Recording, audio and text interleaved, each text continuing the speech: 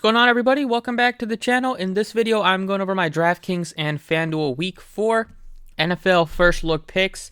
Hope you guys all had a good day yesterday on Showdown. It was a good one. We cashed on tournaments and double ups for the Giants and Cowboys game.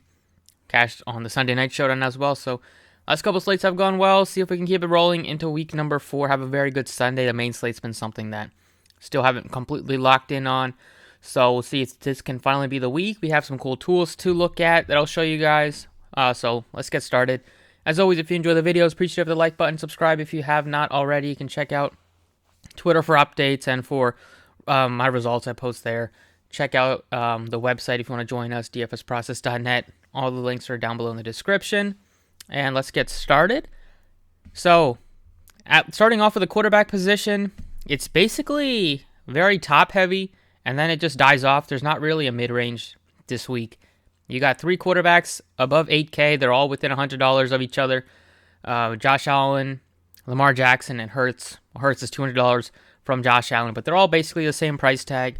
And Josh Allen gets a great matchup against Baltimore. They've given up a ton of fantasy points to quarterbacks, and we've seen, like some good comebacks against them, like Tua going crazy a couple weeks ago against them. Josh Allen, 3 straight games of north of 30 fantasy points. He threw for 400 yards last game, and they lost against Miami. They just couldn't get the job done in crunch time. They had opportunities in the fourth quarter, set up inside. They had couldn't score from the inside the 5-yard line. Just fluky stuff happened, and they ended up losing. Expect Josh Allen to kind of bounce back in a big way. And now that we're a couple weeks into the season, Fantasy Pros has this nice tool you can look at DraftKings points and fantasy points allowed. Based on positions and based on opponents. So if we filter this by quarterbacks, we can see that the Dolphins giving up the most fantasy points to quarterbacks this year. The Ravens are right behind that. Who Josh Allen will be facing, they're at 25.1 in the first 3 weeks. So if you're paying up for any of these 3 quarterbacks, I would still prefer Josh Allen as my favorite, then Jalen Hurts, then Lamar Jackson. Jackson's had 2 straight 40-plus point outings, but he definitely has the toughest matchup out of the 3. Buffalo still plays good defense. Even missing a large majority of their starters last week, they still played pretty good defense, limiting the Dolphins to just 21 points. So, and then after those 3, you got a couple guys in the mid-range like Murray and Herbert, who's hopefully plays, he was banged up last week. It was a game-time decision. He didn't play particularly well. Completed just 55% of his passes, which is very low for him. He got a week off, so he should be good to go. But Houston's, not a gimme on the road. They've played tough, at least some games. Started off week 1 playing tough in that tie against the Colts, but at home, anything can happen, I'd say. So he's not, the most convincing play. You got Russell Wilson, who's looked awful in terms of passing. He was able to come through in clutch time, but, hasn't put up more than 12 fantasy points in his last, wasn't put up more than 12 and a half fantasy points in his last 2 starts. Only 2 touchdown passes. Just really hasn't been there. I do like a couple of his weapons this week, but 67 for Wilson, we're not getting much of a discount for the poor play. Mid-range that does look interesting would be like Aaron Rodgers against the Patriots, who are going to be without Mac Jones, who's doubtful. He's probably going to miss a couple weeks. Rodgers has kind of been stuck in neutral this year. 3 weeks, he's kind of been right around the teens. Probably due for a game where he drops over 20, 25. This could be the weekend with there not being much of a mid-range. I think I like Rodgers more than Wilson and more than Wentz, who's going up against Dallas. And after having 2 good weeks, the Eagles got 9 sacks against him, and Dallas has been very good in terms of getting sacks and getting pressure. And with how bad Washington's offensive line is, there's really no way I feel confident playing Wentz. And then below 6K, you got Jared Goff, who's played well, but still, even though he has 7 touchdown passes, he still has 2 games under 17 fantasy points. I couldn't get it done at this price tag, but there's a chance he's also going to be without his best weapons in Swift, who the coach said he might sit him out for a couple weeks just to get him ready and healthy until after the bye week. And then St. Brown, his status is up in the air. It's only Tuesday. We got plenty of time, but he hurt his ankle early in that game. He ended up playing through it, but we know with those types of injuries, they can kind of get worse before they get better. And then we have a couple other quarterbacks in the bottom that I don't mind. Like Mariota was pretty good. He started off hot last week, and then he kind of cooled off a bit. He had a fumble, which took away a few fantasy points, had an interception, but another rushing touchdown for him. So he's kind of giving you a solid floor at a very reasonable price tag. And then Lawrence has played well, but I don't know if I can trust him on the road against Philly. And then one guy that I do like, he's on the road too, but like Jacoby Brissett could be a sleeper this week. He's only $5,500, gets a great matchup against the Falcons. Looking up at quarterback, fantasy points given up to the quarterback position. The Falcons are 10th through the first 3 weeks, and Brissett can run a little bit. He had 43 yards in week 2. We know he's great in short yardage situations, so if they happen to not hand the ball off to Chubb, which is very likely, but he could push one through. If he gets a rushing touchdown, he's going to be great. He does starting to get connection with his weapons. Cooper had another great game. And I do love Cooper this week. Njoku had a great week last week, and both of those guys are cheap. Brissett's cheap. If you look at the Vegas totals, they have the 4th highest total right now at 25 and 25.75 and 3/4. So that's the quarterback I'm putting in right now, just because I don't know if I need to go all the way up to the top guys, just because I want to get to some reasonable pieces here until we get some more value. And I don't mind taking a shot on Brissett. Like last week, I was pretty high on Mariota. He didn't kill you if you played him at that price tag. And this week, I think Brissett can kind of put up similar numbers. At the running back position, we have nobody above 9K. We got Jonathan Taylor, who's been very disappointing so far. Only one rushing touchdown. The offense has been a bit disappointing, to say the least. But they did get the nice win against the Chiefs, which they desperately needed. And they got the win even though Taylor didn't do much at all. So this week, going up against Tennessee, he's fine. We got a bunch of other good options too at running back. So if you're feeling Jonathan Taylor's going to have a huge week this week, definitely play him. But we saw Derrick Henry finally emerge. He got 25 touches. He got 6 targets after getting 0 catches combined in the first 2 weeks. They finally got him involved there, which was good to see, and they kind of needed that. The Colts are tough against the rush, but Henry is sometimes he's just going to go off, and doesn't matter if the matchup is tough. So tournament play, Henry looks pretty solid. Going below 8K or right at 8K, you have Saquon Barkley, who played very well last night against the Cowboys. 22 fantasy points at 4 catches. He's been involved in the receiving game. He's playing a ton of snaps. He's opportunities to get north of 20 touches. He only got 18 last night, but he got 24 and 24 in the first 2 weeks. So he's being a workhorse this year. Good price tag.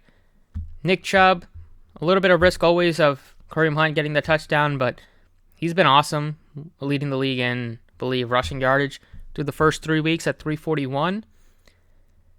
And then Swift, I don't think he'll play this week, and possibly not even the following week.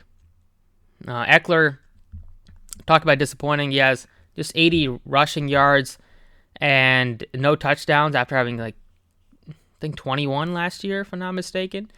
But who knows when the touchdown's coming? Hopefully it comes this week, because going 4 straight weeks without a touchdown for Eckler would be very bad, and Houston is terrible against the rush. So Eckler definitely in the 7K range. He looks very appealing.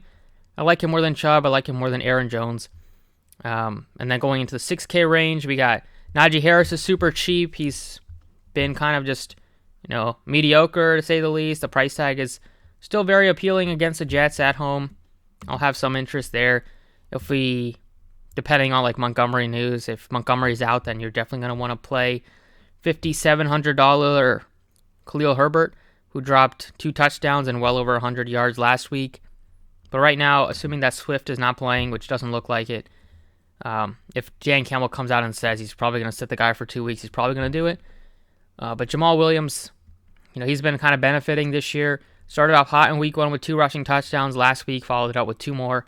And if there is no Swift, he's going to get a majority of the running back carries and can even make a couple of receptions out of the backfield. The matchup is solid against Seattle at home, so you got to love him. At 61, he'll be the best value pick if/when Swift gets ruled out. And then you got Zeke and Pollard, basically the same price tag. Always a little bit tricky there. If you wanted to play any of those guys, still like Pollard more. He's just been more explosive. Zeke got the touchdown last night, but Pollard probably deserved it the way that he's been playing. And Khalil Herbert would be a great value if there is no Montgomery. And that's basically it at the running back position. Wide receivers, the mid-range is super strong. The top end, we don't have Jefferson, thank God, this week. We don't have Cooper Kupp to deal with. So your most expensive guy is Stephon Diggs at 84, who's awesome, looks great. Had a disappointing week last week, just 14 fantasy points. But it's a bounce back spot against Baltimore. If you're not playing him, Devontae Adams is in a tougher matchup, and Raiders, very disappointing so far. 0-3 to start the year. St. Brown is questionable, and he's up there in price now, 77. So even if he does play, I don't love him at that price tag. We finally saw some big performances from Marquise Brown, got 17 targets, 14 receptions, and it's still a decently difficult matchup. But we finally kind of saw the production that we expected once with how banged up Cardinals wide receiving core is right now. So at $6,900, I don't mind him. If Rondale Moore might return, we'll see on his status. But we also have a couple of other guys like CeeDee Lamb gets a great matchup against the Commanders. Looking at the fantasy points given up to wide receivers, see that Baltimore's given up the most. Commanders are right there, 41.7. The Rams also giving up a ton of wide receiver points. So that's something interesting. But then we also have the Falcons right there, 39.1. We'll get to them as well. But I love CeeDee Lamb at this price tag. He's shown good connection with Cooper Rush. Going to be another week where Rush is going to be starting. Dak might return week 5 or week 6. So he's progressed quicker than expected. But CeeDee Lamb at this price tag, I'll have some interest. He has 3 straight weeks of 11 plus targets. Terrible start, just 2 catches on 11 targets. He's bounced back nicely, 7 for 11 and 8 of 12, and finally got his way into the end zone.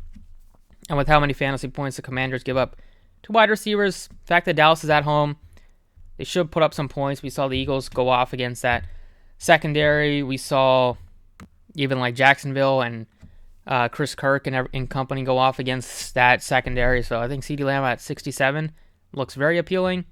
We got Gabe Davis, who was disappointing to say the least. Only 3 catches for 37 yards on a week where Josh Allen threw for exactly 400. He'll bounce back though. He still played 90+% of snaps.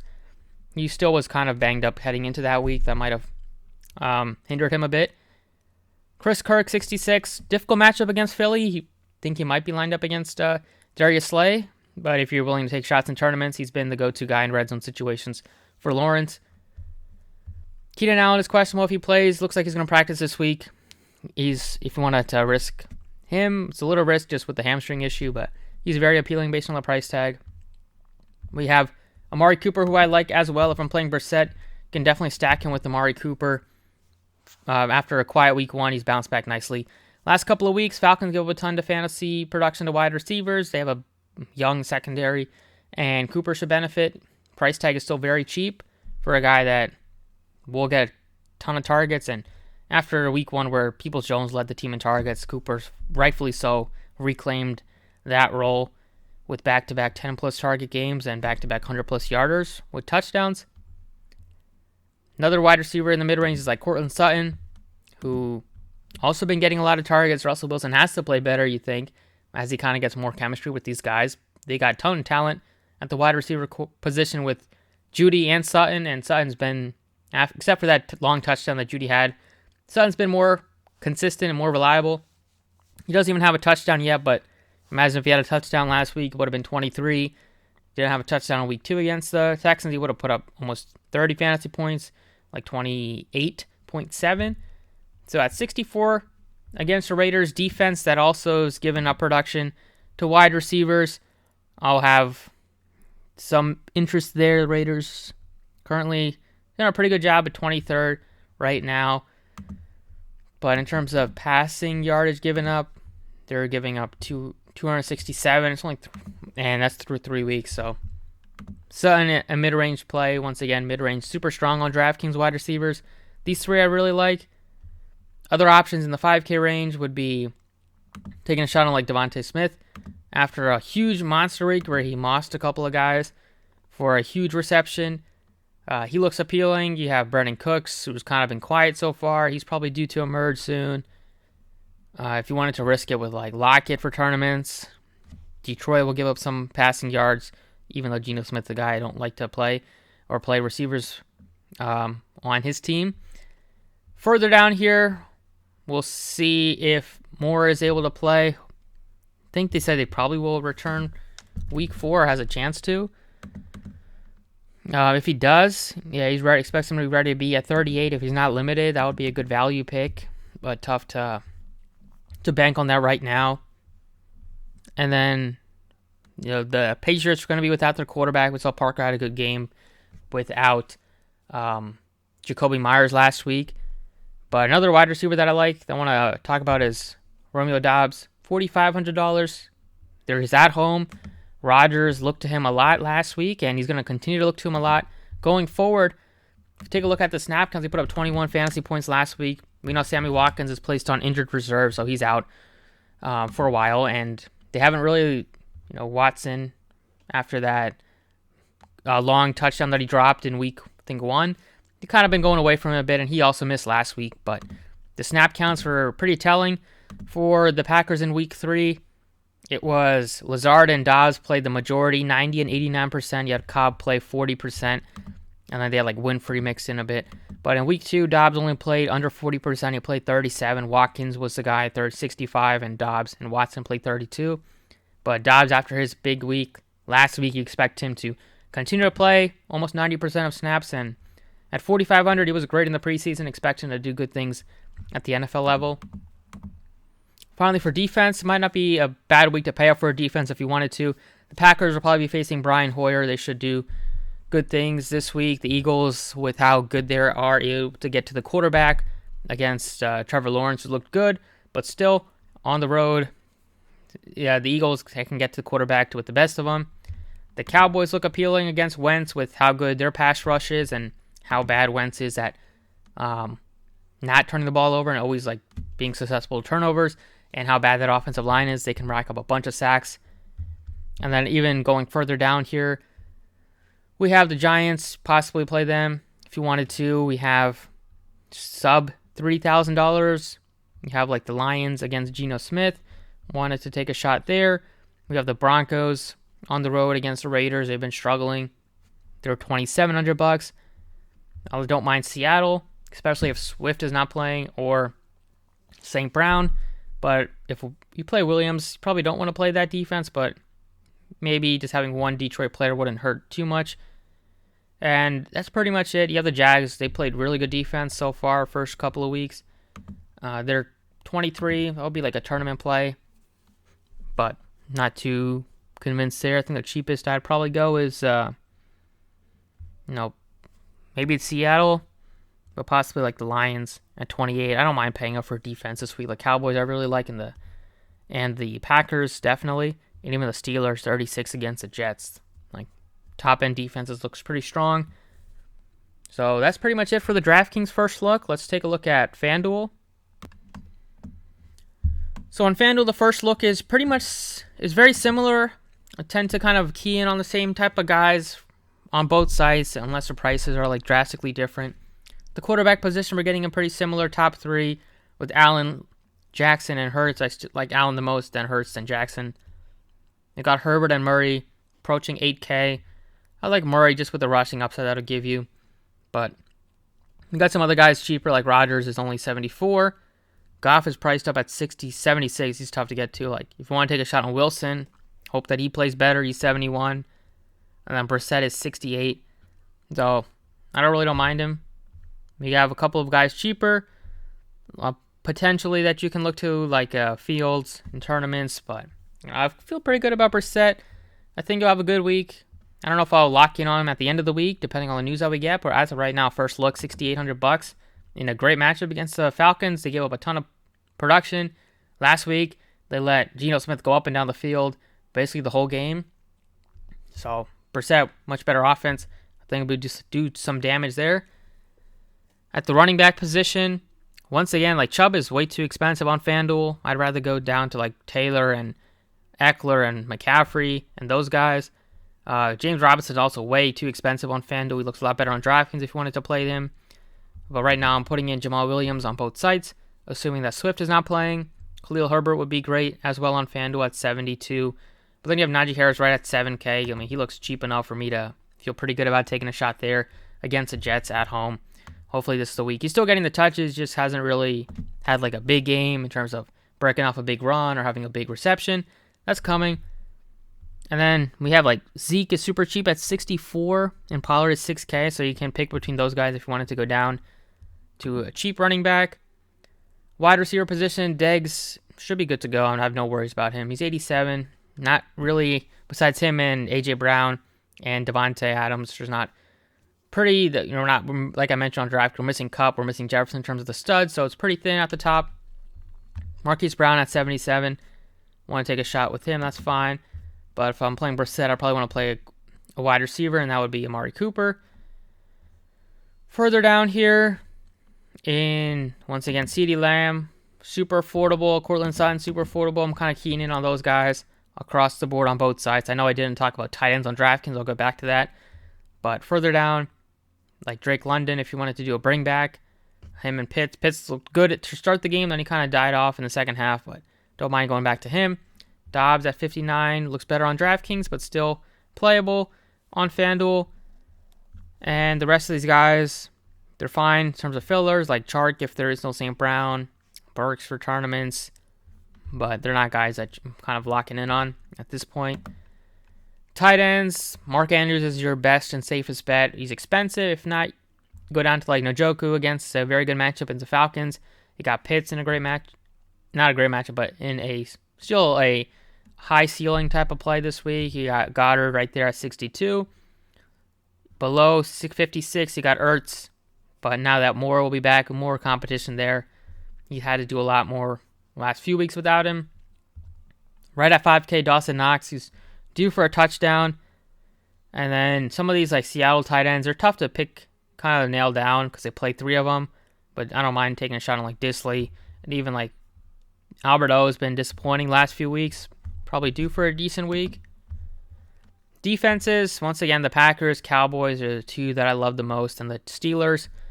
Then the Eagles, I'd say. Further down, we have the Broncos, the Bears. They look good at their price tags. Then you got the Lions at 36. And possibly the Seahawks if you're not playing Jamal Williams. And back over on DraftKings for the tight end position. Andrews is your best bet at 71. If not, I have my eye on like Njoku right here at 37. I'll have my eye on Dawson Knox at 38. Midrange Goddard for me or Pitts. Haven't really been on Waller too much. His price tag has come down a little bit. It's just been, with Devontae Adams there's a lot more competition. He hasn't gotten as much. He's gotten like 13, 19 targets, and you got a lot of guys below him that have gotten a lot more targets and possibly see more red zone opportunities because when they're in the red zone, Carr is locking in on Devontae Adams and it seems like nobody else.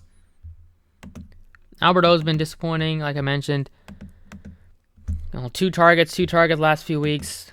Type of like a GBP play, nothing more. But Njoku, after a big game last week, he's probably going to continue to get some targets. Evan Ingram, Logan Thomas.